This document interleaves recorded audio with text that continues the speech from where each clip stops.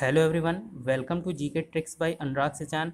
मैं आयुष तिवारी आज आप लोगों के लिए लेकर आया हूँ जीके के टॉप 20 क्वेश्चन सीरीज़, जो कि आपके एनडीए, एयरफोर्स और नेवी एग्ज़ाम्स के लिए मोस्ट इम्पॉर्टेंट होने वाली है। इस प्रैक्टिस सीरीज़ में आपको टॉप 20 जीके और जीएस के क्वेश्चन की एक प्रैक्टिस सीरीज़ है ये। इसी टाइप से क्वेश्चंस पूछे जाते हैं।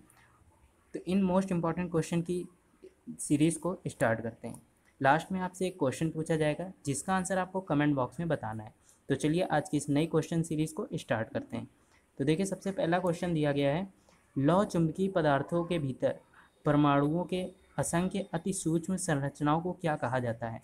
लौह चुंबकीय पदार्थों के भीतर परमाणुओं के असंख्य अति सूक्ष्म संरचनाओं को क्या कहा जाता है? ऑप्शन दिया है रेंज, परत, प्रोटॉन या डोमेन। तो लौह चुंबकीय पदार्थों के भीतर परमाणुओं के असंख्य अति सूक्ष्म संरचनाओं को डोमेन कहा जाता है। ऑप्शन नंबर डी राइट होगा। बढ़ते हैं नेक्स्ट क्वेश्चन की ओर। तो लौह चुंबकीय पदार्थों के भीतर परमाणुओं के असंख्य अति सूक्ष्म संरचनाओं को डोमेन कहा जाता है। बढ़ते हैं नेक्स्ट क्वेश्चन की ओर। नेक्स्ट क्वेश्चन दिया है, किस राष्ट्रपति के चुनाव के समय दूसरे चक्र की मतगणना करनी पड़ी थी? तो राष्ट्रपति की बात करी गई है, तो ऑप्शन यहाँ पर दिया है डॉक्टर राजेंद्र प्रसाद, वीवी गिरी, जवाहरलाल नेहरू या रविन्द्रनाथ टैगोर। तो यहाँ पर वीवी गिरी राष्ट्रपति जो थे, उनके चुनाव के समय दूसरे चक्र की मतगणना करनी पड़ी थी। तो ऑप्शन नंबर यहाँ पर आपका बी राइट होगा। तो यहाँ पर ऑप्शन नंबर बी राइट होगा। वीवी गिरी के चुनाव के समय दूसरे चक्र की मतगणना करनी पड़ी थी। बढ़ते हैं नेक्स्ट क्वेश्चन की ओर। नेक्स्ट क्वेश्चन दिया गया है, सबसे हल्की धातु कौन सी है? तो सबसे हल्की धातु ऑप्शन दिया है हाइड्रोजन, हीलियम, नियॉन, लिथियम। तो सबसे हल्की धातु जो होती है वो होती है लिथियम। और यहाँ पर जो तीन ऑप्शन दिए हैं, हाइड्रोजन भी गैस है, हीलियम और नियॉन भी गैस है। तो यहाँ पर आपको धातु पूछी गई है तो लिथियम होगा। ऑप्शन नंबर डी राइट होगा। नेक्स्ट क्वेश्चन नंबर 4 क्वेश्चन दिया गया है, मुगल शासकों में पहली बार सम्राट के रूप चित्र युक्त सिक्के चलाए गए। तो मुगल शासकों में पहली बार सम्राट के रूप चित्र से युक्त सिक्के चलाए गए, तो किसने चलाए थे? तो ऑप्शन दिया है औरंगजेब ने, शाहजहां ने, जहांगीर ने, अकबर ने। तो मुगल शासकों में पहली बार सम्राट के रूप चित्र युक्त सिक्के चलाए थे जहांगीर ने। ऑप्शन नंबर यहाँ पर आपका सी राइट होगा। तो जहांगीर ने मुगल शासकों में पहली बार सम्राट के रूप चित्र से युक्त सिक्के चलाए थे, जहांगीर ने। ऑप्शन नंबर सी राइट होगा। बढ़ते हैं नेक्स्ट क्वेश्चन की ओर। दोस्तों, ये वही क्वेश्चंस हैं जो प्रीवियस ईयर एग्जाम्स में पूछे गए हैं डिफेंस के, तो इन क्वेश्चंस को बहुत ही ध्यान से देखिएगा। नेक्स्ट क्वेश्चन दिया गया है, राष्ट्रीय भूकंप आंकड़ा केंद्र कहाँ पर स्थित है? अच्छा, ये जो जैसे प्रयोगशाला हो गई, औषधिशाला हो गई और जो लैब्स हैं, उनको उनके जो क्वेश्चन होते हैं वो मोस्टली पूछे गए थे। और पिछले साल का जो 2019 का एनडीए का जो पेपर था, उसमें भी कम से कम 2 क्वेश्चन ऐसे थे जो इन लैब से आए थे। लैब मतलब सेंटर जो केंद्र होते हैं, जैसे राष्ट्रीय विज्ञान औषध केंद्र, ये जो केंद्र हैं इनसे रिलेटेड भी क्वेश्चन पूछे जाते हैं। तो ये मोस्ट इंपॉर्टेंट क्वेश्चन है, तो इनको ध्यान से देखिएगा। तो राष्ट्रीय भूकंप विज्ञान आंकड़ा केंद्र कहाँ स्थित है? तो ऑप्शन दिया है आंध्र प्रदेश, मुंबई, दिल्ली, नई दिल्ली। तो देखिए, यहाँ पर दिल्ली और नई दिल्ली देने का मतलब क्या है कि मतलब यहाँ पर कन्फ्यूज़न क्रिएट हो रहा है।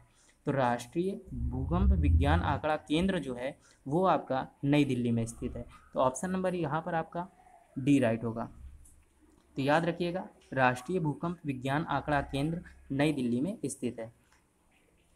बढ़ते हैं नेक्स्ट क्वेश्चन की ओर।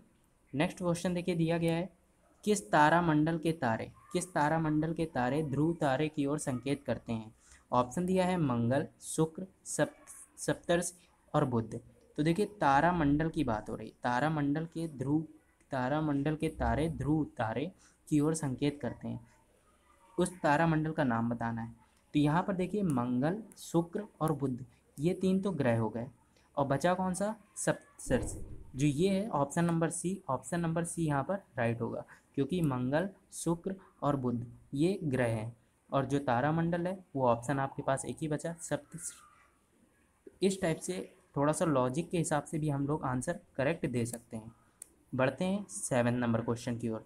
7 नंबर क्वेश्चन देखिए दिया गया है, DD2 का प्रसारण किस वर्ष प्रारंभ किया गया? तो DD2 DD2 का प्रारंभ किस वर्ष प्रसारण किस वर्ष प्रारंभ किया? ऑप्शन दिया है 1963, 1956, 1993 और 1942। तो DD2 का जो प्रसारण था, DD2 का प्रसारण 1993 में, ऑप्शन नंबर यहाँ पर सी राइट होगा। 1993 में DD2 का प्रसारण किया गया था। बढ़ते हैं नेक्स्ट क्वेश्चन की ओर। नेक्स्ट क्वेश्चन देखिए दिया गया है, भारत की जनगणना अधिनियम किस वर्ष बना? तो भारत की जनगणना अधिनियम जो था वो कब बना? तो ऑप्शन दिया है 1652, 1948, 1852 और 1752। तो भारत की जनगणना अधिनियम बना 1948 में, ऑप्शन नंबर यहाँ पर बी राइट होगा।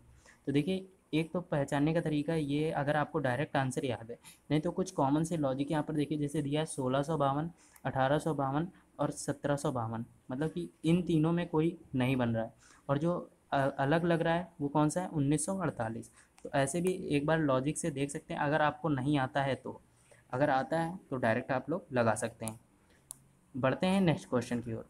नेक्स्ट क्वेश्चन देखिए दिया गया है, ब्रिटेन की ईस्ट इंडिया कंपनी की स्थापना के समय भारत का बादशाह कौन था? तो ब्रिटेन की ईस्ट इंडिया कंपनी की स्थापना के समय भारत का बादशाह, ऑप्शन दिया है अब्दुल खान, महमूद गजनबी, सिकंदर और अकबर। तो ब्रिटेन की ईस्ट इंडिया कंपनी की स्थापना के समय जो भारत का बादशाह था वो था Akbar, option number D right होगा। ब्रिटेन की ईस्ट इंडिया कंपनी की जब स्थापना हुई थी उसके समय भारत का बादशाह अकबर था। बढ़ते हैं नेक्स्ट क्वेश्चन की ओर। नेक्स्ट क्वेश्चन दोस्तों दिया गया है, राष्ट्रीय महासागर प्रौद्योगिकी संस्थान कहाँ स्थित है? अभी मैंने बताया कि जितने भी केंद्र हैं, जितने भी संस्थान हैं, इनसे रिलेटेड डिफेंस में मोस्टली पूछे जाते हैं। तो ये क्वेश्चन भी इम्पॉर्टेंट है, इस क्वेश्चन को भी ध्यान से देखिएगा। तो देखिए ये क्वेश्चन जो दिया है, राष्ट्रीय महासागर प्रौद्योगिकी संस्थान कहाँ स्थित है?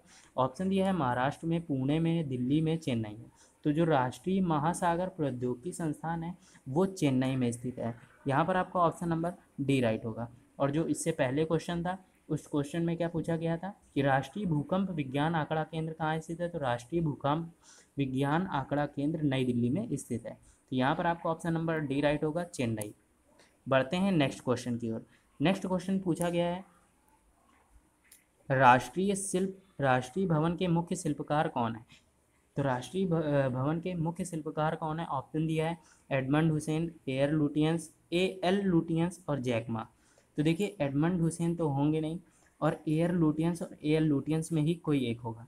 तो अब यहाँ पर जो नाम दिया है ए एल लुटियंस, तो राष्ट्रपति भवन के मुख्य शिल्पकार ए एल लुटियंस हैं। यहाँ पर आपका ऑप्शन नंबर सी राइट होगा। ये देखिए दो वर्ड्स जो दिए जाते हैं कॉमन से, ये कन्फ्यूज़न के लिए होते हैं, लेकिन अच्छा ये रहेगा कि आपको जितने ज़्यादा से ज़्यादा ऑप्शनल क्वेश्चन याद रहेंगे तो आपके डायरेक्ट उसमें कॉन्फिडेंस आ जाता है कि हमारा ये क्वेश्चन सही होगा। नहीं तो फिर अगर ऐसे ही लगाते हैं तो वो गलत हो जाता है। तो आप लोगों को क्वेश्चन के आंसर एकदम करेक्ट पता हो तभी आप लोग टिक किया करो, अदरवाइज़ तो माइनस मार्किंग हो ही जाती है। नेक्स्ट क्वेश्चन देखिए दिया गया है, जिसका, यहाँ पर तत्व होगा तुम्हें की जगह, ये जो दिया हुआ है जिसका, तो यहाँ पर तुम्हें की जगह तत्व होगा, जिसका तत्व परमाणु, तत्व होगा यहाँ पर। तो जिसका तत्व परमाणु में 2 प्रोटॉन, ये क्वेश्चन थोड़ा सा गलत हो गया, इसमें थोड़ा सा मिस टाइपिंग हो गई है। तो इसमें देखिए मैं बता देता हूँ आपको पूरा क्वेश्चन क्या है। जिस तत्व में परमाणु में 2 प्रोटॉन, 2 न्यूट्रॉन और 2 इलेक्ट्रॉन होते हैं, उस तत्व की द्रव्यमान संख्या कितनी होगी?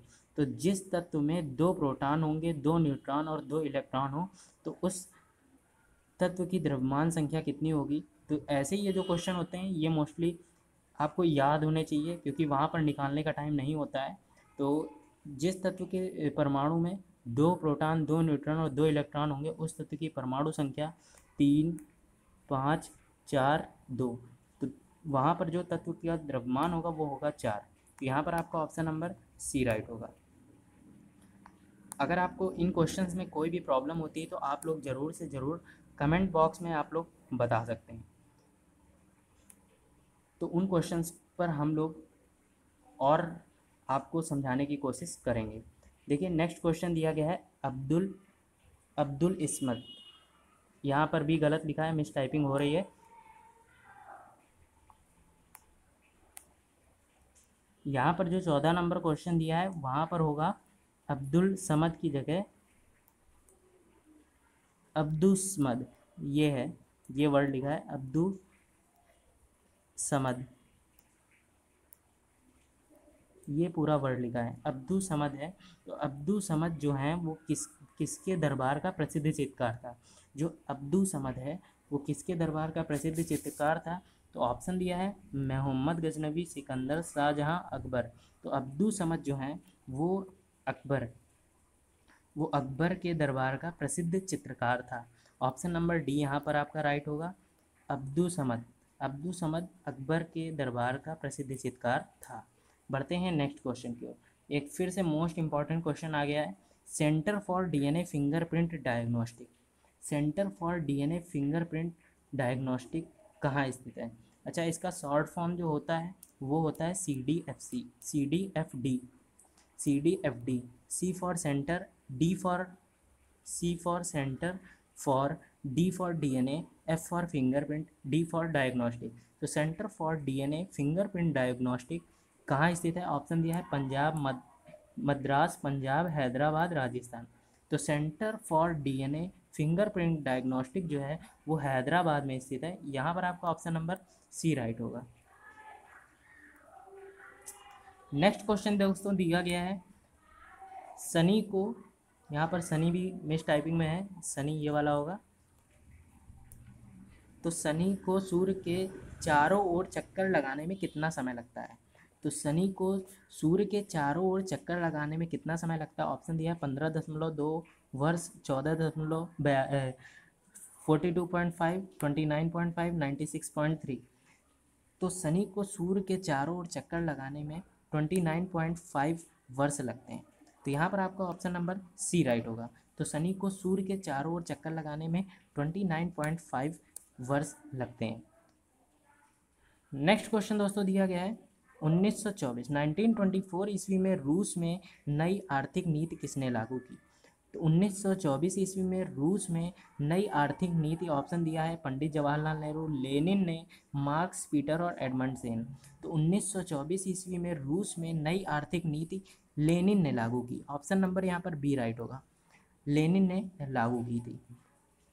बढ़ते हैं नेक्स्ट क्वेश्चन की ओर। दोस्तों नेक्स्ट क्वेश्चन दिया गया है, राष्ट्रीय स्वास्थ्य नीति किस वर्ष अस्तित्व में आई? तो राष्ट्रीय स्वास्थ्य नीति जो थी, ऑप्शन दिया है 1965, 1945, 1983 और 1952।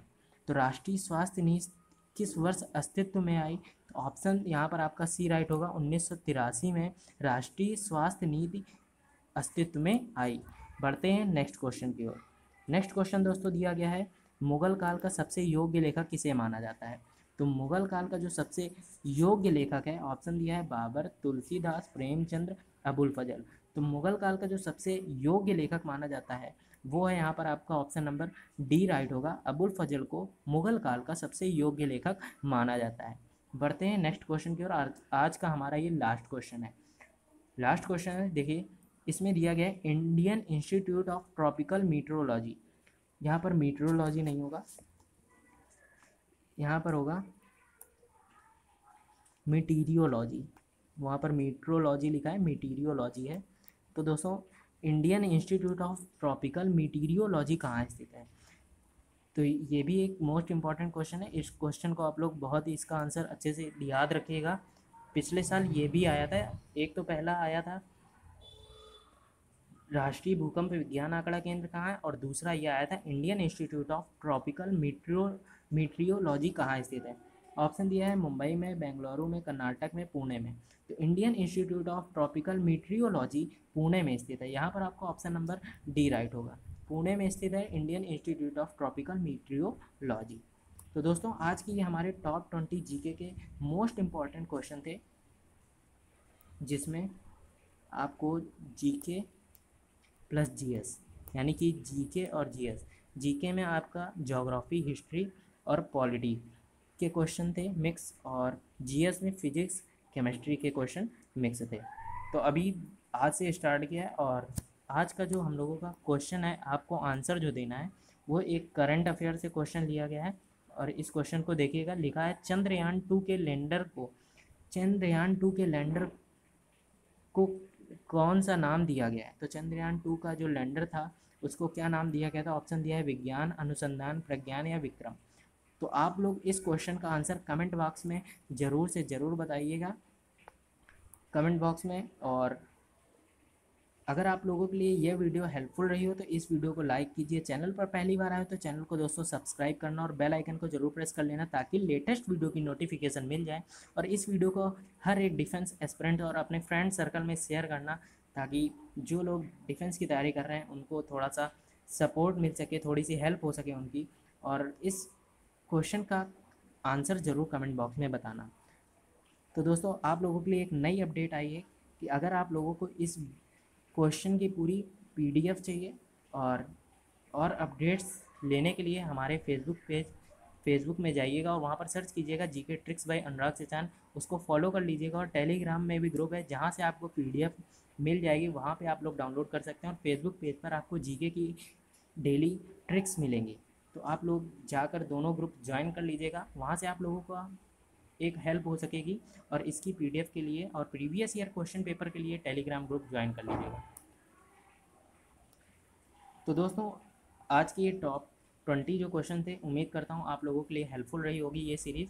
और ऐसा ही अपना सपोर्ट बनाए रखिए। मिलते हैं अपनी नेक्स्ट वीडियो में, तब तक के लिए जय हिंद, वंदे मातरम।